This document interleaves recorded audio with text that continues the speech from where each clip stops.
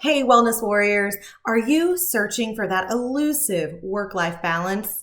You know what I'm talking about, where your life just seems to flow magically from your work life into your home life, and they always seem to be perfectly in harmony. You're never feeling guilty that, you're spending too much time at work, or, that you should be with your family instead of working, or that when you're with your family, you should have gotten, this done on your business or in your career.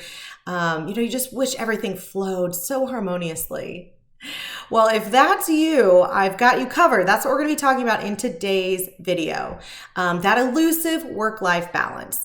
And so I want to clear up, first of all, I want to clear up a couple of sort of myths or ideas about work-life balance. And then I'm going to provide 5 tips to really obtain that work-life balance, or what I'm going to call work-life integration. Hi, I'm Laura Albers. I'm known as the Clear Your Plate Coach. I am a mindset and business coach for female health and wellness entrepreneurs. And I am a mental health therapist. I am a master certified wellness coach with the International Association of Wellness Professionals and owner of Albers Mind and Body Wellness.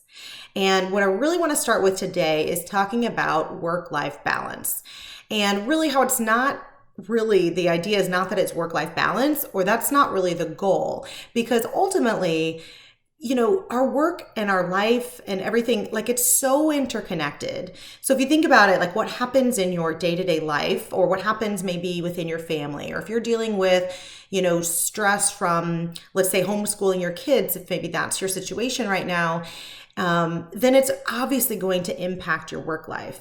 It's going to probably make it a lot harder to focus and maybe get projects done, things like that.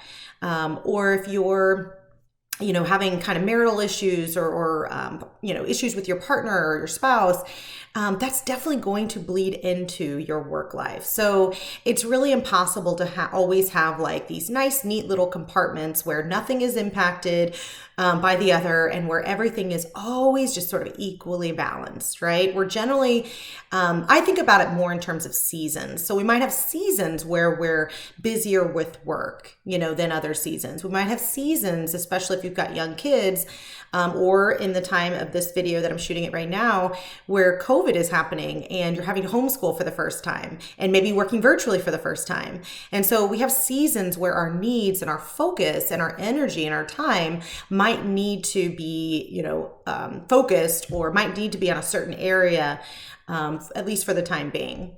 And so it's really not about work-life balance so much, because again, that's like kind of like walking a tightrope. Like, it's such a hard thing to always be balanced in, and everything impacts everything else. And so really, my idea is that it's more about work-life integration. So how can we integrate our work into our overall life, so that we still feel like we have a life, so we still feel like we're successful at work, or with our career and our business, but also that we have time for our families, or time for our hobbies, or time to travel, or whatever it is that we like to do in our free time. And so it's really about kind of integrating all parts of ourselves. All right, so as we seek work-life integration, or let's say work-life harmony, perhaps, I want to share with you 5 strategies or tips to really start to achieve kind of that work-life integration. All right, so are we ready to go? Tip number 1 is to schedule your self-care first.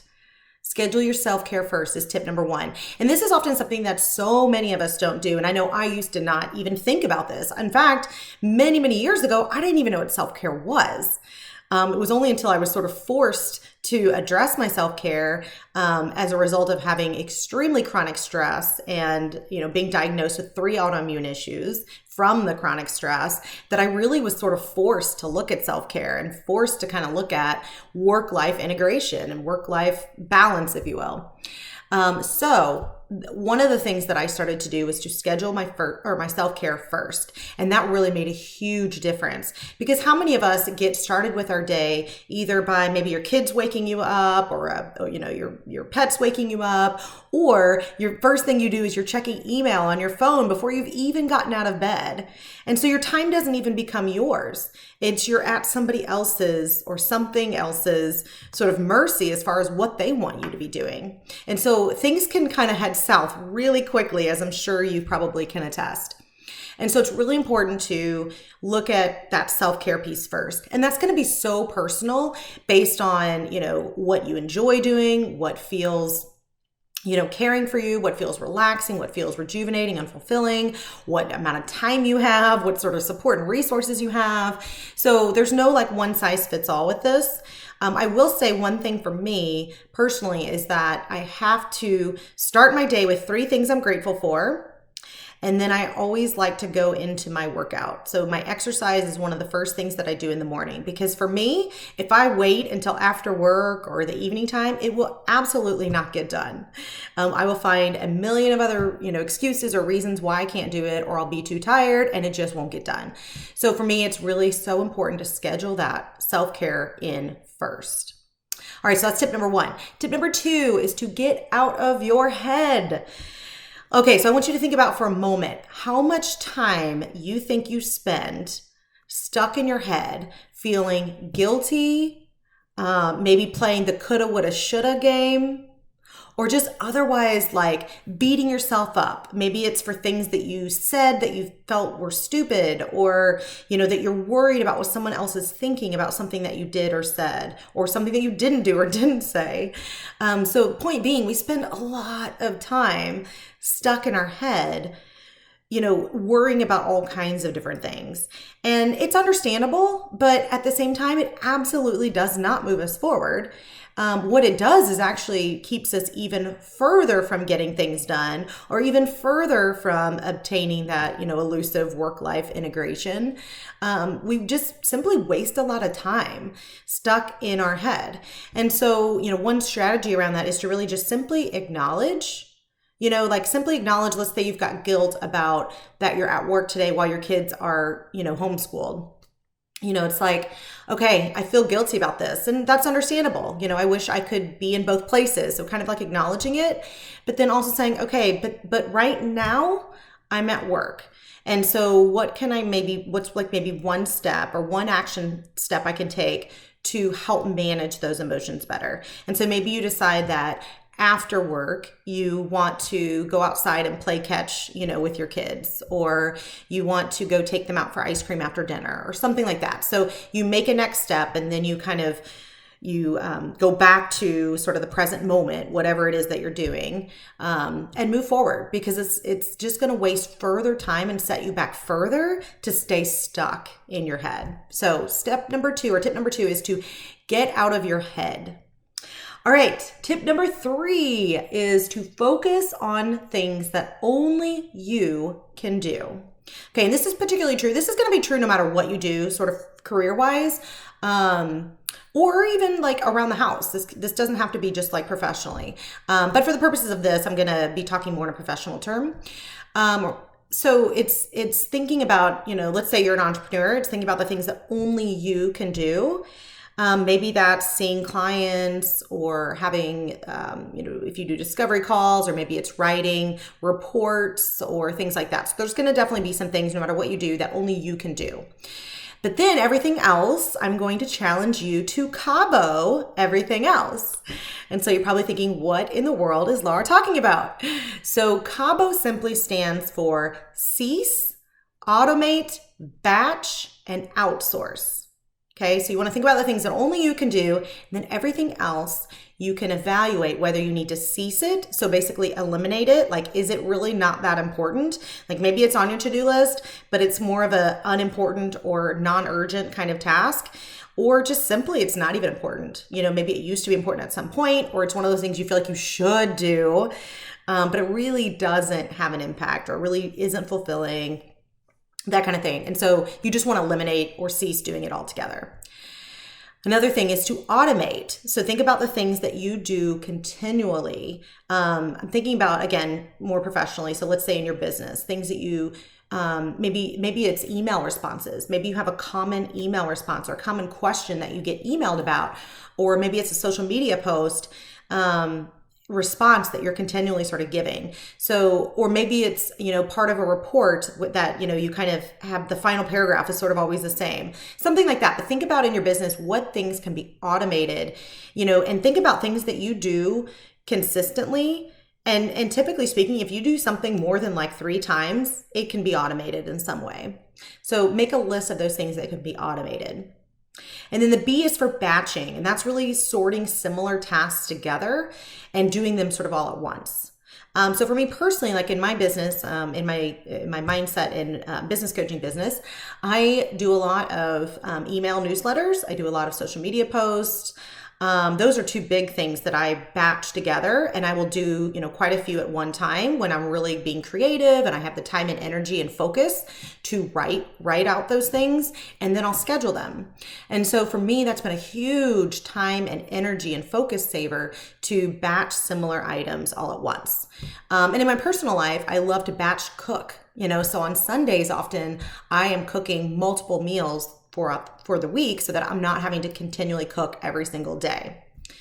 And then lastly, outsource. So think about the things that aren't the biggest bang for your buck. And again, if you, let's say, are an entrepreneur and you're in your own business, it might be things that aren't directly related to revenue generating tasks. You might look at what are those things that can be automated.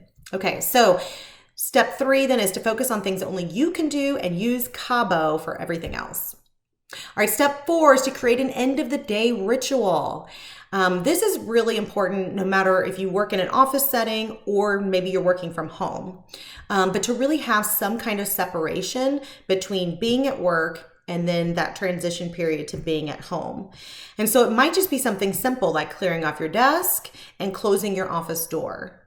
Or it might mean putting away all of your files, getting out your files or papers or folders or whatever you might need for the next day so that you're very prepared. It might mean that you're making your to-do list and you're crossing things off that you got done that day and then preparing for the day ahead.